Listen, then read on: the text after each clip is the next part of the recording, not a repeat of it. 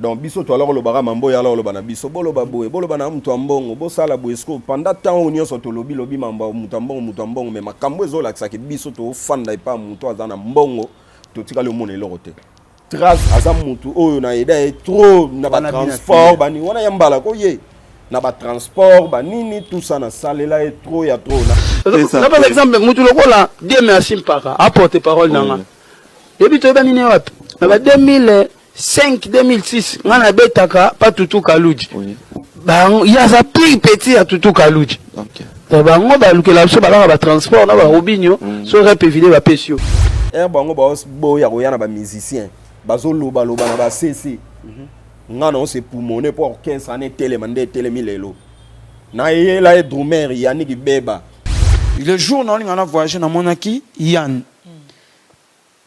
Yann yaza mona ngirengire do to yebana ti tout le monde n'est qu'à jour wana mutele ngai Dieu merci mpaka porte-parole na ngai atala mutu moto ebene depuis 2006 mais niveau ya motema mabe wana oyo amemeli ngai pendant 4 ans ya orchestre wana donc so na bina tanga ngo donc epesa nga ba méchant fort kasi ndami benga aloba za Bayers aloba za Bayer bani tout ça ndami benga na Bayer te ya lobaka ngana ondima ngote na mona ndaku nata moko te non na mona ndaku neta mat makengo ndako ngana ala ko kende eza ndako ya futela kana 18e rue pe ba orchestre na ba orchestre ngo pe eza orchestre te lo rande to mona ba orchestre ba héritier au fandi pena boy to ya ba Villa Nova na maestro Fabrigas au fandi pena boy au fandi pena boy o sengi te mbongo elandi yo ya ndenge moko pete ba tunya so ba ya ga na sima wana ba relation na ba na orchestre wana ba relation ba 5000 francs 3000 francs oh mais non mais benga Marco tuna ya ko yebiso makambo yo bo kabela ba mise ba mituka papa ba mituka no ko na combos est-ce que mona ngo na nzela o mona mutuka na nzela yo mona ngo solo to tambula na voiture oyo zolo baba pesa yi to utse mission to komi na croisement 24 Prince Kasavubu moteur ekweya pardon moteur ekweyi yango moko na mabele elingo créer accident batu baganga poto komi on to moni otanga ba mbongo dollar apesi mama na ye abimisi ba framo ya liboke abetango dada tala niveau abetango dada na miso na biso na kasa ndako tala niveau avantage abetango ba sabo so ba bwakeli pa batu ne balandaki ali abetaka ba sabo na ndako abambaka batu mbongo na suka pe boye na linga to répéter mes répétitions za na ngote bodi na bino ba parler ni 100 francs na musicien bato ba utineti ba kimbantseke banjili azonga ndé bomoni mbongo bozonga ni 100 francs et tu penses qu'Ami Yembeli oui ande par rapport ya ye na réseau ala ki saka bato aza patron mais la réalité akembaka ayembi yango visibilité ben ateka moi trop par rapport à ben ekuko tena mambo te ben ebio imbate ben ebio imbate za pena musique te akoloba mambo musique ndeni na musique ala so ebio imbate fo eba robina ya ebio imbate aibi po bina te asuka mona te so robina nzoto po kilo ki mwasi pesate pardon ana ki mwasi te ndeto mona moni liska moko héritier wata ozui susu nani Jack Love omoso wa ba oyemba oyoka bango o sentiment ke ana ki mwasi charme peno senti ke ti mwasi ben azabongo te ayebi oyemba te et puis balo ba yebani pete ba yebi ete ya lo ba mambo visibilité ndenge nini yo za musique wana musique te na nzoto non dans le sens que ya mité qui m'a trop par rapport ya mité ka te biso to teka ko leka ngana mako na mboko ta ben azanani. Salut, c'est bel et bien l'artiste et comédien Jean Moulaï. J'habite à Paris et pour moi, Senwave va changer complètement la donne. Moi et ma famille habitons en France et souvent nous envoyons de l'argent en RDC, République démocratique du Congo. Avec Senwave, on peut envoyer au minimum 1 €, ce qui me permet d'envoyer souvent des petites sommes à mes proches. Et c'est super facile, je peux l'envoyer à la maison avec mon portable et sans frais. Alors, dès aujourd'hui, téléchargez l'application Senwave et découvrez les transferts d'argent simples et sans frais.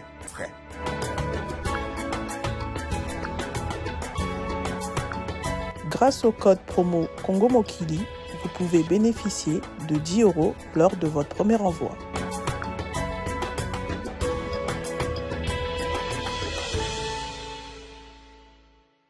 Les courages n'a pas d'âge, c'est là toute personne qui nous regarde à ce moment, c'est votre journaliste d'investigation Enoch Binta. Alors, Baï Kongomani, merci beaucoup pour les appels, merci également pour les commentaires. Merci d'investigation Nabino et Komeaka. Biso beaucoup benga biso ba numéro ezakation beaucoup benga beaucoup ba quand Enoch tala koto tala kuna balobi bo etokita sur le terrain. Cause la même information. Ce qui peut tozwaka ba o bazali bongo ba concerné par rapport il y a Mambi Matali actualité musicale mais aussi actualité à politique de mesala ko sale la bino. Merci beaucoup na bato tout bazaka wana pour que pour na ko tchabiso maboko to kende liboso par rapport à mosala o to tangela na mosala o to ko sala pour que vous allez toujours informé par rapport à makambu. Ezali bongo koleka na culture ya mboka Nabiso, j'ai dit un grand merci à un boss Yaouli Moucheni, les Pakebo, les codes mondiaux. En tout cas, Yaouli Moucheni, merci, j'insiste, merci pour cette marque de confiance par rapport à la fondation Willy Moucheni Foundation. Nous continuons toujours de travailler, nous continuons toujours de mettre notre tête à Nakati pour que fondation Bolam Yaouli Moucheni et Kende Mosika Lolenge et Sengeli. Sans mon concours nécessaire, merci aussi pour le soutien. Merci également pour les appels. Section Doulé. Ouais. Pembe. Na Pembe et la latte. Il est mon invité aujourd'hui. Il m'a dit au téléphone, Enoch. Et Zalangam ba liboso na émission na yo. Mais na ebine yo kende la émission. Kapana bisi. Dieu merci mpaka.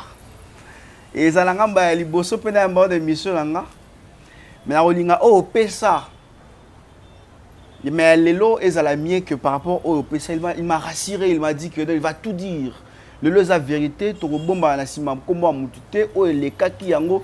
Dieu merci à Koloba, j'insiste, Dieu merci, il fit porte-parole. Il y a binafilé bomoni makambo ekenda ki binafilé ba bimisa ki liste il y a ba musicien reteni na bato basala pas na reteni mais tout le monde a combo Dieu merci pakate tout le monde a combo musicien suscité. Alors qu'est-ce qui se passe dans l'orchestre il y a binafilé? Est-ce qu'il y a un problème? Est-ce que ba musicien bango mokonde ba longwe? Est-ce que binafilé tanga sali bongo de ba musicien ba changer argument na bango na télévision? Les londe to koye ba vérité liste o ba bimisaki. Par rapport à langage, il y a des philo bazan à 4. Par rapport, il y a des musiciens qui peuvent porter parole au baza au balongwe. Qui dit mien? Dieu merci mpaka. HB. Boni. Ouais, ça va par la grâce de Dieu. Mais surtout dans le temps au Pena, donc nzamba do sala. Carré Pena au saranati. Na marambo tele kanza ozolo ça va. Ne Pena na temps au Pena au na zabwe donc carré boss ya mboka lokola ya Willy Moucheni. Na lozo batin roboa ka vie onati. Mais talaka na bimile lelo boye na mboka moumbo sika na uti lelo ba ya Willy Moucheni bakoti. Ah ya Willy Moucheni le code mondial. Et comme des aboué comme éternel. Deux fois té à qui karaté stabilité toujours. Exactement. Deux fois té. Donc voilà, donc on a mis ça bien pepele. Et mambo lo balelo, ils a tellement un belé. Si. Il s'abisunan. Ouais. Na minitio oza wapi ozo sala nini avatokota maramususu. Na minute on en a parlé pour nous informer pe bateau baza moi qui dit ba mais na bi ke bateau belé ba déjà connecté. Na minute on a ça sous na quatre groupes les adorateurs T. Oyo ya Filémon na ça sous c'est donc filet pardon. Na orchestre filé donc na ça sous T donc voilà na minute on en a parlé. Vous en a parlé. Ouais. Parce qu'on a marre tout au loba na télévision pour bien affiler, bah éloge tout, que non c'est une bonne personne et tout. J'ai vu ça bisounan. Pour que ça là que yo oza na bien affiler beaucoup de temps wapi marabonga bandara ndengeni. Si beaucoup na ba niveau que osa la pas na. Pour na mambo etali beloge tout wana to loba ya na mambo balukuta. Biso to benga full boss poto yoka maestro a benga full boss. Ya biso pe ya full boss banini boy. Donc biso to alors le bara mambo ya alors le bana biso bolo bana mtu ambongo bo sala boesco pendant temps onyo so to lobi mambo mtu ambongo mais makambo ezo la ki biso to fanda pa mtu azana mbongo to tika le mone lorote trace ata ya mtu ambongo to moni yangote. Donc voilà bokutana ye wapi kokutana ngana ye na sepeli na question oyo kokutana ngai na yambala Donc loso na binge yambala. Non, Non, mais loso na attends. binge yambala et a combo opena bandela. Avant ba bina filet ba nini wane ya. Combo ne pena yambala. Biso ba topesa ba combo yambala. Non, to surnom kaka. Bon yambala et a ba combo série moko bo epeza laga obiga bato ba mima o ba utara ba village bato ba o ba mima ba pusu mimi semo ba lo benga neti ba yaka ba lo benga ba yambala. Parce que yaki pe tamoko pour Kaluji alors on peut ça ba musicien et combo pe ya ba joueur. Vous comprenez? Donc bina filé aza mutu oyo bon yambala na zongi pena na le passé yambala za mutu oyo ale musicien na biso. Ngana to yebana 2006 R Tutu Kaluji vient na PC Mbote Fideline Moussa Dimando Ibino tout Benjamin Lumbu. On a tendu on a ba frère na sœur ya Kaluji libota mo papa mo mama ko. Donc en 2006 ba yaga na orchestre na biso. Asali test na eto juillet na 2006 to ebani ngana to sane pe moi makambo ebele. Donc moi mambo ebele a mise mo na linga ki trop na 4 orchestre na biso na 2006 na ngiringiri. Donc ale mise mo boye donc sura et répétition avant yemba yebi kaka mi en série wana grand mokate banini na ozoye na memi na restaurant bo laisser pendant ma desuna loso bo pese maya mela yaka yemba asa mutu oyo na eda trop na ba transport bani wana yambala ko ye na ba transport banini tout ça na salela et trop ya trop na siki na ba vidéo oyo zo circuler binomo bozo mona ye mo sala ba témoignage na ngodo mo to boya ngwezate aloba ge ye na robino ba ba ministère o ngana alors osunga bon ya trop. Donc tu es bana bongo nde o sala era quitté Villanova ndesko to benga na téléphone to solo lio te foya na parler banini boye na comment na parler na lemba terminer ça veni kama numéro 20 na komi on a to kutene to solo li tenga pende na boye calculer o sala orchestre zate talaka ka boye banini te il faut ça la mouvement outi na et pas le guide suprême et orchestre munene et bimisa ba leader. Donc de jeu bien bozada na makambu faut ça la mouvement biso to bateau to motiver à ça l'orchestre so yo lina ça l'orchestre faut boya na ba musicien mukola obeta lisolo en tola na garçon mo bala mukuse mo ba pembe mo boya ala na simane wana na ebite alo bagala kan ndeko me batumsu balo bagala na ndeko te so via quartier garçon mo mukuse boye amwa ba pembe boye banini ba bien keso nya ou so nani so ki drapé nya ba kombo mo ba Dropé. Ah na ebité comme on est là bongo. Dropé, oui, je vois dropé. Na yo ka soki drapé niaou ba kombo mo ba bongo. Ya la gi wana misu nga e ba tuna ye, ba tunier ba lobi et pas ya dropé nzao. Ba tunier ba lobi. Wana ya mbala tuna ye, a tunier lobi. Le ba bina filé ba comprendre directement. Ba pas en faire comprendre ba tout. OK, problème exacté, il déranger na ngote. Bina fila tunier. A ebisi ya lobi. Wapi ba musicien oyo oyelinga yi. Le roi bolobi que tout ça mouvement te ba mission ba lingina ba roya te ba bifo pia ba ngona mbongo avant ba ya répondre ye a ebisi a lobi que orchestre pena ngo mambelingo banda pena musicien o senga mbongo avant ya awa c'est que ba musicien te bango ba boya roya na ba musicien bazo loba na ba cc ngana on se poumoner pour orchestre ane télémandé télémilelo na ye la drummer Yannick Beba oza chef d'orchestre na ekuna na zoa na ngengir na ye na continuer mouvement pe jour na oya na o mirmire te papa yo me man orchestre mono e salamite to moni ate lorote banini yaka mona so moni ke ça va oti kaliso moni ke simbate ozongino na transport nga na futela na ya na eti mouvement na talab niveau ba sacrifice na ya na pecho abeta santé 1000 pas de santé pianiste corona na pese mbote sika zali olandanga coffrage basse bassiste aboya ye mo bina fila boya bité bassiste on a te yete banini yete na sepela nete na bité yoka abeta bien ba coffrage ndepele le salama orchestre na le kana ba télé na non ça to luka ba musicien ba noko ba ya msusu po ba longa avant bazali donc avant muto to ebene le loté to ebani na ye banda 2006 na olinga suko lobela pena banda 2006 ante po esala nga pasi na otala mutu moto ebene depuis 2006 mais niveau ya motema mabe wana oyo amemeli ngai pendant 4 ans ya orchestre wana donc so na bina tanga ngo donc epesa nga ba méchant fort ba méchant ya osala na te donc to ebane bongo nde na talisio boyebane bongo mais pendant une année il y a Kebozana. Est-ce que tu bénéficiais pour que banako bénéficier na kozana déjà na une année au Bossane pour que Bossa la 4 ans parce que moi je me dis sur la place moro que non je vois qu'il y a un ça ne va pas dans une année je vais quitter mais pour que yo ça la 4 ans ouais naïe oui est-ce que au bané ko bénéficier ne loko moko boye est-ce que vina ezaka ndenge mo yango pona au persévérer pendant 4 ans pour ne pas que aujourd'hui et makaka ke yaza mabe. Oui. Bon, la question na opposé nga wana omoni na mokili surtout na musique auto betara na mboka oyo. Batu balongwara bongo te. OK. Tozwaka pena temps ya calculer mutu banini tout ça je pena temps na yo moko mususu era longkanda longwa dinda koma ko boya papa na ye o apesa e makambu maestro Fabrigas lelo ndimi yango biso tuna kata orchestre ana toyebi ke Fabrigas muta komi sendenga komi pa yembango alaki mobola muta pasi nani Fabrigas apesa e bo moto vie banini lelo so akoma ndenga mibenga bayer eza grâce à Fabrigas toyebi yango même baya yo na tiki kuna to sola ngo boye noko fatika bayer kasi ndenga mibenga alobaka za bayers alobaka za bayer banini tout ça ndenga mibenga bayer te ya lobaka ngana ondima ngote namona ndaku nata moko te non namona ndaku nete makengo ndako ngana ala ko kende eza ndako ya futela kana 18e rue ko eza kota nini kota ni na sekuna babenga ngoni na industriel okita na sekuna babenga ngoni musique babenga ngo zela poids lourd OK net poids lourd a futela wana à part parler on a mona sundaku nete ba rondi mateke ana bandaku ponga na mona ngote. Là, tu parles de bien affilé. Oui. Full ball, full boss.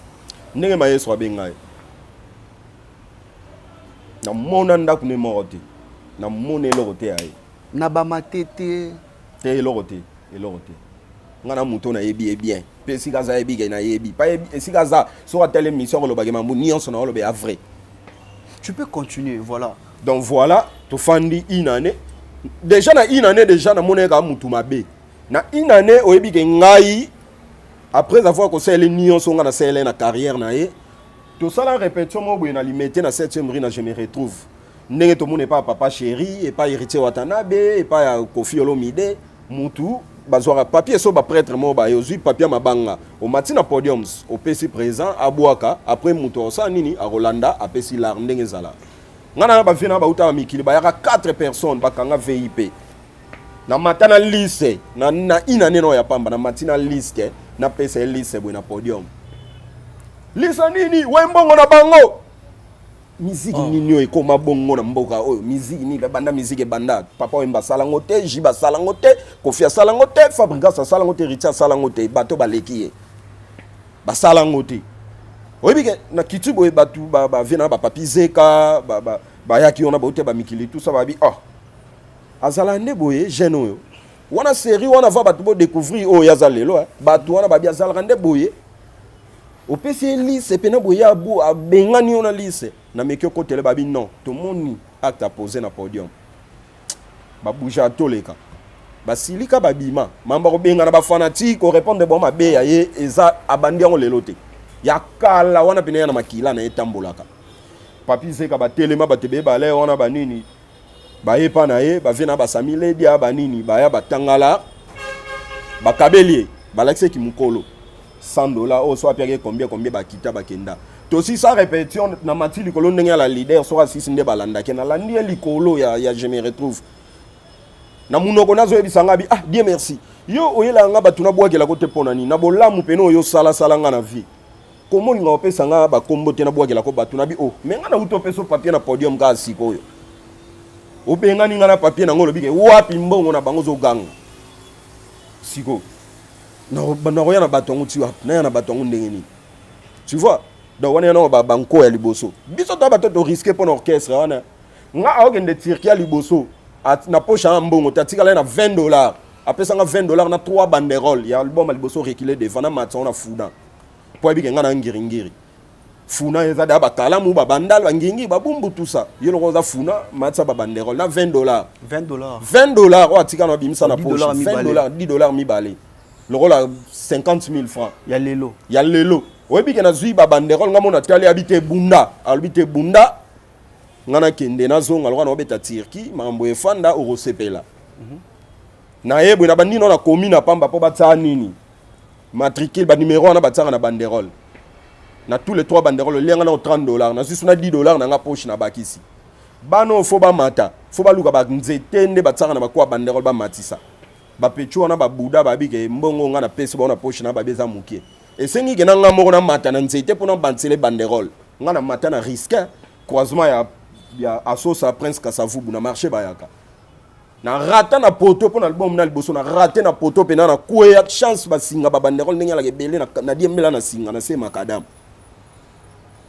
omona ba risque o nga na risque na vina pona orchestre wana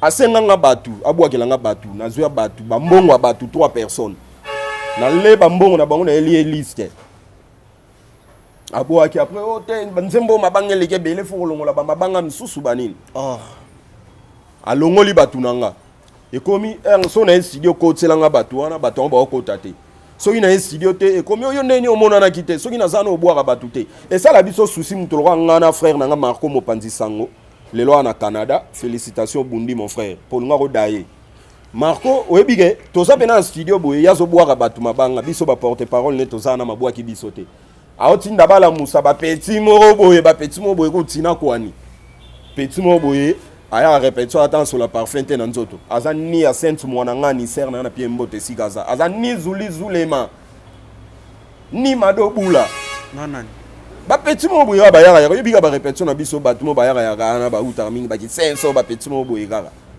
oyi bike aobeng alobi pe na bo benga ebola musaya tinda ba kombo ba bwagele batu petit mo azo pese loro te na mouvement mais nga tozana makwa bwaka biso te album otobi ma bwaka biso te toi na libanga te na ba sacrifice nyonso na sala donc parti on a pena ngwana na explique problème et bandeli wapi problème e bandi mututu na vie nde to alaka boye to lukaka évolution ezala na vie so fande sika mo évolution ezate donc faut quitter tina quitter pour évolution ezate banoko bazo souffrir na orchestre wana na ba o batikali kuna bazo kemba na ebisi yo erbotala ba image na biso bo contrôler ba mise nde balataras kuna so misala ti chemise ata o kanga na lati oyo chemise o kako mais ça bonne année ba mise ba souffrir ba ketcha mabe ba t-shirt bien te na biso ba mise ba souffrir en orchestre on a ko ça ba aventure te l'année la bena bonde ba olata nde ba latara zoa ba vidéo talaka bango ba to kemba ba ko futa ba facture mai courante ba ko tangisa bana ba ko futa nerval te donc to kemba y compris ngamo pe na kati évolution ezate orchestre ninga bena on dimana fan to fan d'arabe pendant 4 ans en mouvement totalara Gina PMF ndeko nanga mwasi akendaka ba États-Unis ba Paris ok ba mboke bela Afrique ko lobate na maestro Fabregas. Ça vous dérange?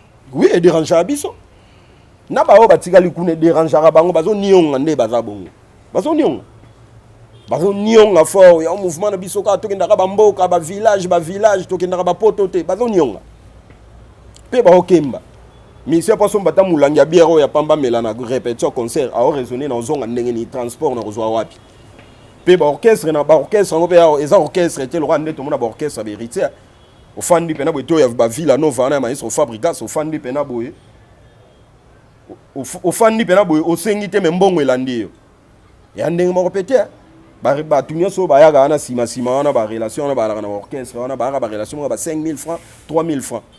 Oh, mais non. Mais benga Marco tuna ya koyebiso makambo yo. Ba relation ba 3000 ba 5000 francs. Oh biso tozwa. Place ba kabela ba mise ba mituka. Ah, papa ba mituka no ko na kombos. Est-ce que mona ngo na nzela? O mona mutuka na nzela yo mona ngo. Na pesi Fambio Rambote. Fambio mtazwa mutuka ya bien o papa Zéphiré ni anga sombela. Na mouvement ana. O mona ngo file ndien solo, masa na pesi epe mbote. File indien solo to tambulane na voiture oyo zolo baba pesa yi. To utse mission to komi na croisement 24 Prince Kasavubu. Moteur ekweya. Pardon? Moteur ekweyi yango moko na mabele. Elingo créer accident batu ba ganga. To ala kana nuance chanter wa tigali kuna. Yamba bango ba koyebiso. Botom su ba koloba te po ba obanga même ko ba kolongwa ba koyebiso mambo na olobana. Moteur ekweyi.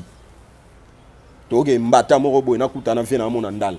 Rubu batu ba oleka ba wolola biso ba misa bina fila mituke pola ba wolola biso na voiture ozolo ba voiture bon o moteur ezo kwena nzela nga moko yo nde na za car on a zwang na zwi voiture te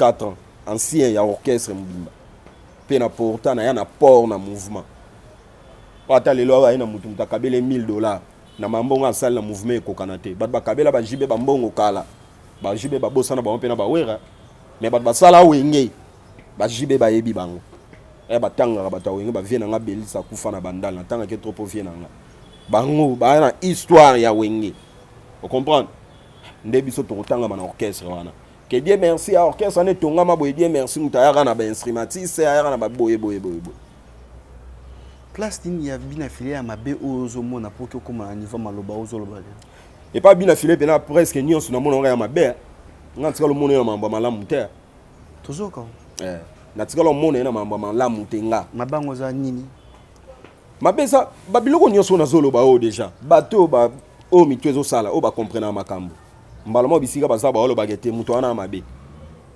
par rapport à mambo na otanga tu comprendre mabe pe ana ba défaut belé ya mabe ya makasi ndetini combien de fois tozi ba rapport ya bato ti tozala na ti tolongwe ki abundaka na ba fanatique aswana na ba fanatique agangela bango afingaka combien de fois non mais ko bunda te quand même ko akolo bande to mona mais akita na podium a bandal abunda na masa na ngamo boye ala na bandal ba masa na biso ba guerre ba 100 ans sans fin ba masa bandal ngana zalona moyena kota mamba opene ala gite pona nini fanatique ameli ana sentiment na ye soka fingaki ata finge sala nini jibe ba finga kete fabrigas ba finga kete rite ba finga kete auti na podium akoiti na se bu babunda landi fanatique ona babunda ba okange ba opexe na musique bande banda sera ba vie wendo et ça la man orchestre ni abunda na fanatique na Luanda tokenda obeta na Luanda liso Luanda una ngapo obeta ngote pona ba souvenir su ya fo donc tino ba na ba souvenir ma bena ba souvenir ma ba garçon en tout cas nga tokenda obeta na Luanda roloba okay ote bo tunenga soki lobi ndeni bokenda ba Luanda oui Luanda tokenda mamuto mono ondima te mais mayo viva bien kuna ba memi to ko vivre bien mais to ka ba sango non to vivra bien te to va bien te so to vivra bien te na Luanda muto ya ko sala mitema na biso ECP la moi muke eza PDG Pablo Kini PDG Pablo Kini les grands déclarants aya hotel la biso na 4 hôtel abi na Kishasa boyambaka ngai lokwa pe boye na Luanda mboka na nga pe fona yamba bino aya hotel la biso abimisa enveloppe na munoko PDG na munoko ya sénateur Nzamba ebima munoko loba PDG compte nombre de personnes to ala yo so ba 30 combien photos à 200 na mutu $200 quoi fait bandana on a 200 wana pardon 150 na mutu quoi fait bandi te faut bazo ba 100 orchestre mutu ambongo soit 10 ans tozo ba $100 ba quoi fait biso ba 50 PDG bengi biso lobi avant bozonga fo boya vendredi moro boye chez nga mère fois ya mbabino to koma kuna eko ebimi ke na ndenge za boye nde to zonga boye moi 50 na mutu ndenge za la kaka poto zonga botel ye mo père auto so la likolo abimi abi bon et là on a bino da PDG pesi na nango toleka na roya hotel to mona ngote si to zonga Luanda na tokenda risquer ba vie na biso Luanda ngako alolanda ngai to risque vie na biso na nzela na ko telemisa donc ko panza ba valise ba nini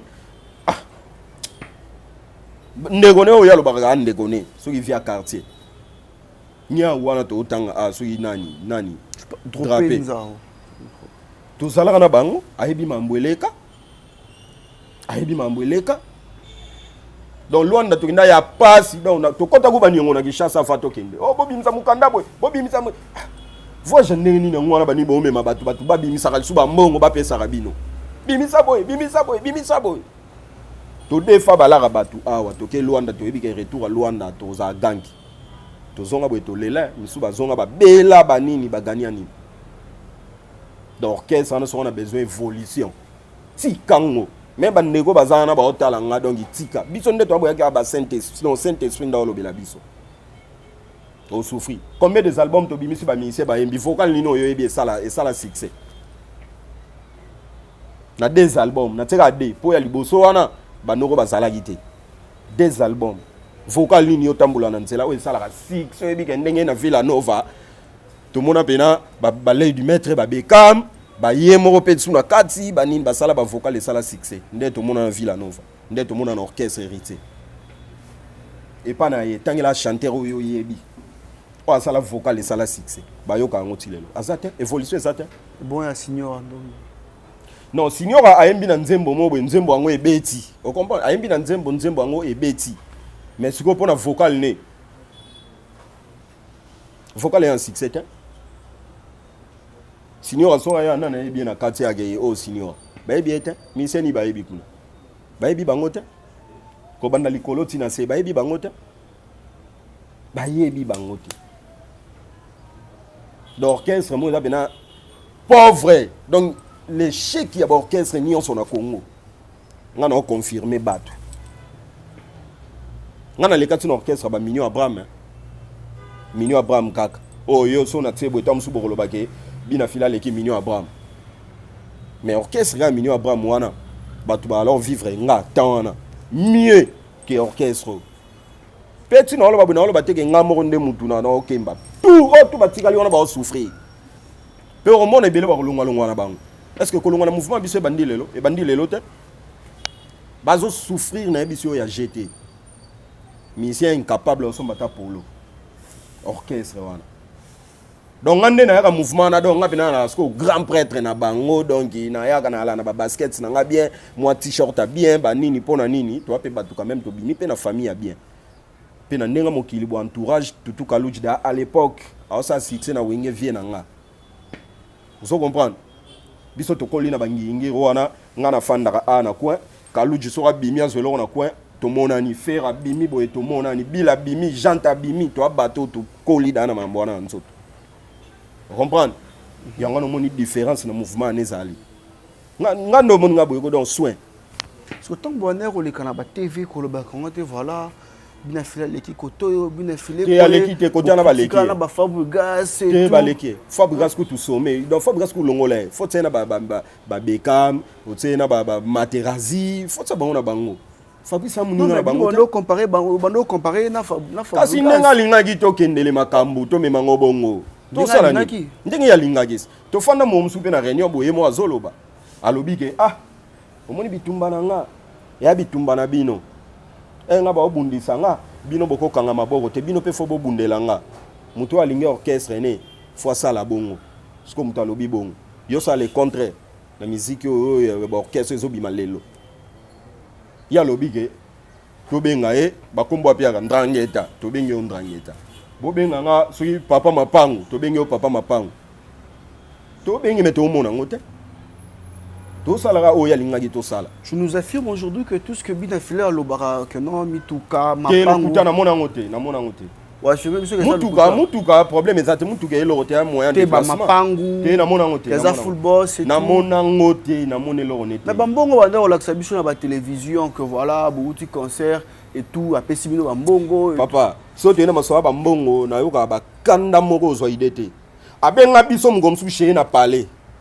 Nini ote réunion soki to komi kuna to kutsa fandi na mama na biso azabongo mama na ma vero azam mama na biso quand même mbote sigazali mama ni pas ala giwana nzoka mère ne tia giwana abenga ke po kabelela siko interview bengi biso sous répétition poto komi on to moni otanga bambongo dollar apesi mama na abimisi ba framo ya liboke abetango dada tala niveau abetango dada na miso na biso na kasa ndako tala niveau avantage abetango ba sabo so ba bwakeli pa batune balandaki ali abetaka ba sabo na ndako abambaka batumbongo na suka pe boye na linga to répéter mes répétitions za na ngote bodie na bino ba parler ni 100 francs na musicien bato ba utineti bakimbantseke banjini azonga ndé bomoni mbongo bozonga ni 100 francs ngana solo banote batu pomoni bato bana kati ba rowanga na nyonso ngana oloba nayo mais ba rolongwa baroyaka na même sujet au ngana zolobaka mais ba o balongwe déjà atana nenga kuzu benga etuna abetona lito yokoyoka alo beta mbongo dada na katsa ndako azwa na place a ballon azo beta mbongo dada ngape na la mtu mbongo na la mtu mbongo na ebite mbongo na liboka frana o mocho dine ba frana beta ba musicien na banzote ko ela biso bani tout ça chance ka biloko ngana la kumba ngote donc na suka pe boye bazwi rien bato bazongi makolo bambongo wana ka ninga embele bino influence à réseaux sociaux tozongi la vie à réalité na réseaux sociaux sa image aux patron mais na réalité bato bazo souffrir vous comprenez et tu penses qu'Ami Embele oui ande par rapport à yé na réseau ala ki saka bato aza patron mais na réalité akembaka ayembiance na réseau social la tsake mutu mbongo full boss danger banini mais na kati biso to wana ndako tozo souffrir bana po batanga guerre po futa fatira mai na courant pamba guerre bato bazo souffrir ba musicien o batika na ba o balongwe bazo ko quand même ko somba basket ke ketcha pamba na makolo po la ta chemise a bien problème ndako mutu mbongo bana mutu mbongo po ba yebalke libando mutu mbongo fo ba mona ona banas bana ba vivre mieux à te apena mutu alar yo ba souffrir yo pesa image yo mutu alar fabricants mais so so lobi ke a mutu alar ba to ndime ka mutu mbongo po ba mona ba bana ezolo ba que voilà bino beaucoup qui visibilité te tant bozali na orchestre car ben a fini comme ta ko bunda mais tant bo biminde beaucoup ko luka visibilité na mafinga. D'ailleurs, si tu as une émission, si tu as un gire exaté, au moins, tu as fingité. Dans le biga, pembe ni cheta lobaka, ba Olivier Aki ala ba Nike yenge. Donc na soli ga pembe. Visibilité ben a te kai moi trop par rapport. Combien te ben ko tena mambo te ben ebio imbate? Ben ebio imbate ta pena musique te. Alors ba mambo musique ndeni. Ebio imbate? Yembelanze. Sindi le cœur ba. Zemboni tala Sindi Kofiolo mine bandi ben. Sindi kotsae na ma niveau ana kotanga ko niveau kote me kotanga. C'est là la ben. Ke wana saka et la ra bongo même ngaso na yo talo na ndako. Okolo bate ke ben. Soki nga ebio imbate. Non. Na musique la so ebio imbate. Faut yeba robina. Ya ebio imbate. Aibi po bina te. Asuka mona te so robina. Nzoto poa kilo. Ebio bina te. Ayebi pe ko imbate. Cindy c'est normal, honorable Cindy, oye verrier. On dit mon garas. Et alors on a bon la musique, so mutuma oya pembe no ba on dit ma yo danger. Ayi bio imbate. Ben ebo imbate lo nini ça. Ki moi si pesate. Pardon? Ana ki moi cité. Ndeto monaka moni Lizka moko héritier wata. Ozui susuna ni Jack Love. Monso wa ba oyemba. Oyoka bango. O sentiment ke ana ki moi si. Charme peno senti ke ti moi si. Ben azabongo te ayebio imbate apena nzembo mo ta yemba na mboko we sala zolo bakayebo imbate lo ni le sala katika pembe na bina filé ko ayebo imbate ko ayebo binate omoni po yemba bien fo luka orchestre yo ba bena na encadrement pena ya makasi o yemba danger omoni muto wa ben so te pas hérité o yemba le roi Lise o yemba le roi Jack Love so memie pas maestro a yemba ta maestro chanteuse vient na mona raté aoyemba danger pour na yebi niveau bouleuse na ba mouvement wana ben na yebi oyemba te et puis ba ba yeba ni pété ba yebi été ya lo ba mambo visibilité ndenge nini yo za musique wana musique te na nzoto non dans le sens que y a mité qui m'a trop par rapport ya mité ka te biso to teka ko leka ngana mako na mboko ta ben azanani kita na sa lo ba ben lo ba boyebi ben so ba lo ba no ba yebi été ben et puis combo ben ayebi oyemba te.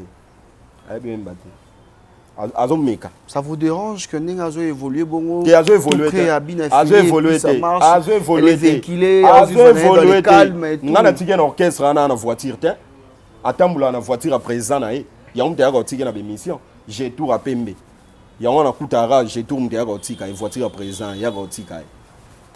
L'avantage, pourquoi? C'est un avantage. Na biso to vivre ndenge moko to zwe lokote un avantage ani un avantage na tika na orchestre na voiture te ce qui carrière ya bina filé ba do définir en donc carrière na ye et a carrière mon donc azapena zéro non to avancer te to beti da 3 albums Braza ya pamba simanda kwa non to kete 2 albums Ndeto le bagaya succès reculer devant positionnement ata Braza non tokete et bon Cameroun et bon au Paris lelo si to ganga na succès album tokenda repai karaba Congo nini mbakana o boko beta na nini o e pa ya nani na kitokimos tozo banda carrière au kara bakitoki mo si bambakana banini alinga ce qu'on a fait orchestre mo 4 ans 5 ans ni ata braza ni jina kendela biso ka États-Unis ata yo moko qui le nzamba pisse au pouvoir hein ouais nzamba pisse au pouvoir que obandela mokili ba bio sala bina filo sala nani ye na olinga bon so na bi ayembela pe nzambe moi trop banzembo ne mais na kotinde pe na el wana ti po mambo ayembara na mambo biso to mona na be pa na ye donc il y a pas photo il y a pas match vous comprenez donc ça peut être deux choses différentes oyembela ka batu nani akoki ko benga butu e inda tanga etana ozo ma penzoto mais mambo biso to mona ya muto oyemba nzembo wana ti na linga sala cop nega ndinga sala cop na bapondu atinda bapondu soki na nini soki na mikili asa cop na pondu ateka bapondu na ye na bambisa okauka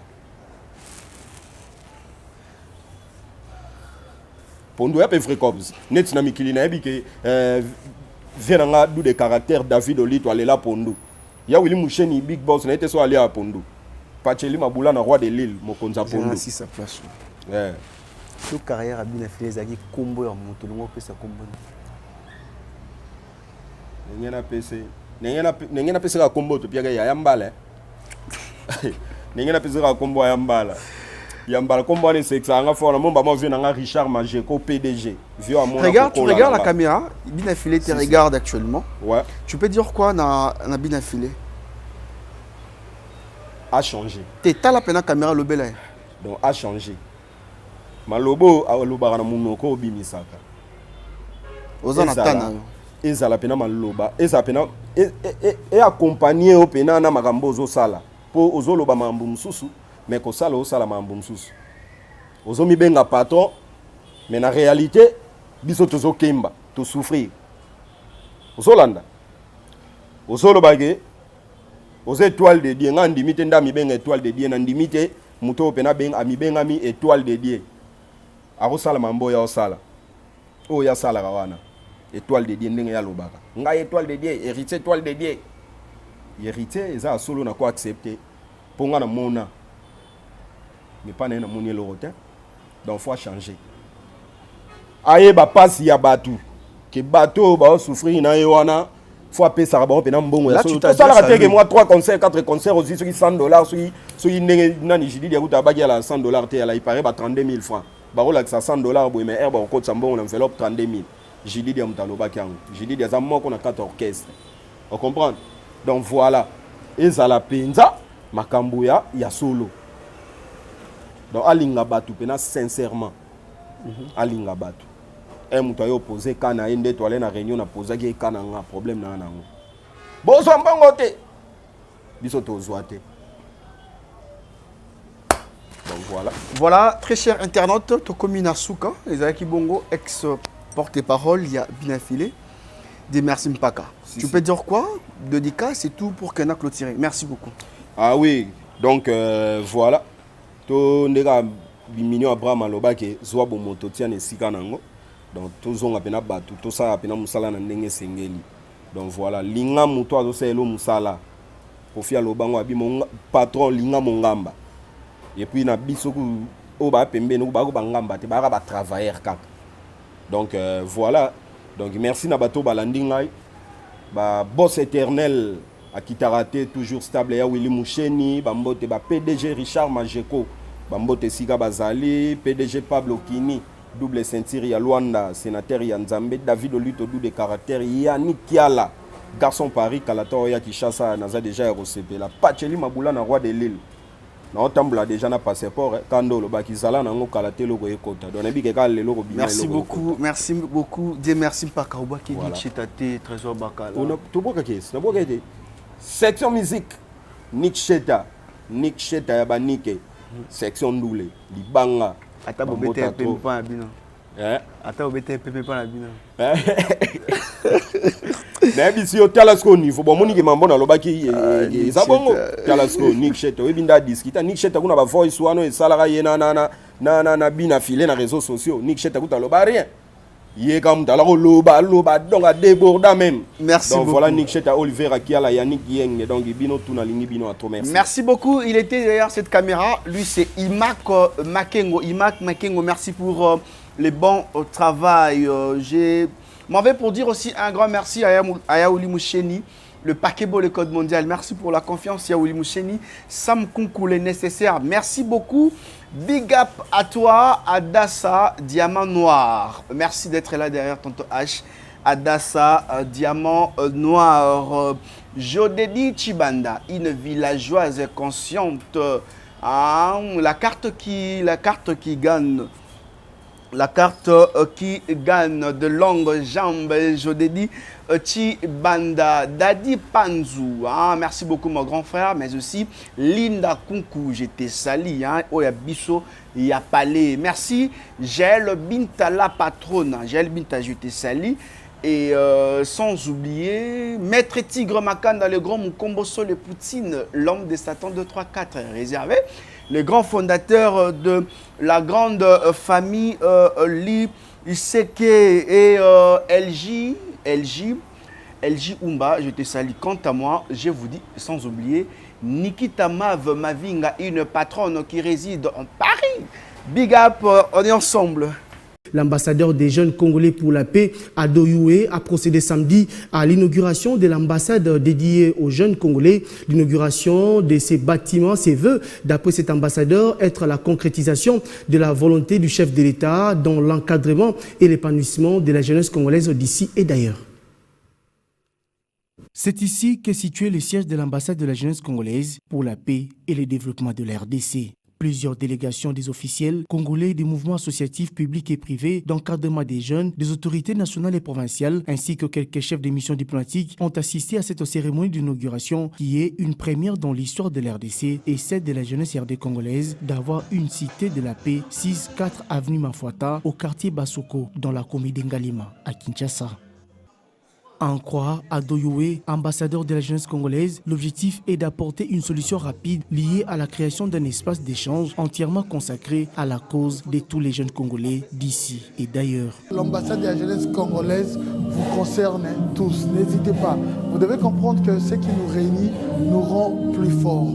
Et nous allons avancer toujours avec la paix et surtout l'unité nationale. Voilà pourquoi j'invite toute la jeunesse congolaise à se joindre à nous pour collaborer ensemble. Moi, je joue juste ce rôle de médiateur et le rôle d'avocat. Je serai là pour vous et je me donnerai corps et âme juste pour vos préoccupations et vos problèmes. On sera là. L'avenir de la République démocratique du Congo promet meilleur et cet avenir est beau. Et nous allons construire tous ensemble l'histoire de ce beau pays, la République démocratique du Congo. D'après les invités, l'inauguration de ces bâtiments se veut être la concrétisation de la volonté du chef de l'État, Félix Tshisekedi, dans l'encadrement et l'épanouissement de la jeunesse congolaise. Et je déclare donc en ce jour inauguré ces bâtiments qui est dédié à la jeunesse et j'invite toute la jeunesse congolaise à fréquenter cet endroit parce que nous mettrons à la disposition de ces lieux toutes les informations et toutes les opportunités pour la jeunesse, mais également que nous tous puissions travailler à côté de nos autorités militaires et sécuritaires sur la question de la paix pour notre pays. Projet, ne restez pas ces jeunes-là qui est en train de murmurer, de pleurnicher à tout moment. Essayez un peu de penser à quelque chose à faire et puis voir l'ambassadeur. C'est l'ambassadeur qui vous fera la voix pour voir le ministre qui peut peut-être concrétiser votre projet. Mais c'est un plaisir, c'est une fierté aujourd'hui d'avoir ces très beaux cadres qui désormais pourra recevoir des doléances, recevoir quelques problèmes que nous avons nous jeunes. Donc je dirais coup de chapeau. Depuis sa nomination au rang d'ambassadeur de la jeunesse pour la paix en RDC, ce digne fils du pays se démène grâce à l'action coordonnée du ministère de la jeunesse à faire les lobbying et plaidoyer pour l'épanouissement de la jeunesse et son implication dans les processus de prise de décision dans les institutions étatiques.